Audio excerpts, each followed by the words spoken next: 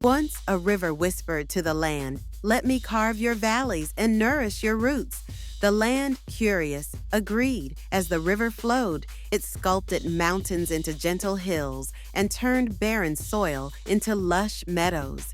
"See how I transform," the river sang, "bringing life wherever I go."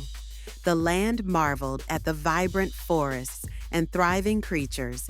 "You are a painter," the land replied, "and I am your canvas."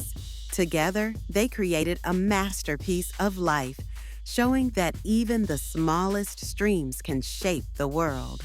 "Flow with purpose," the river encouraged, "and watch the world change."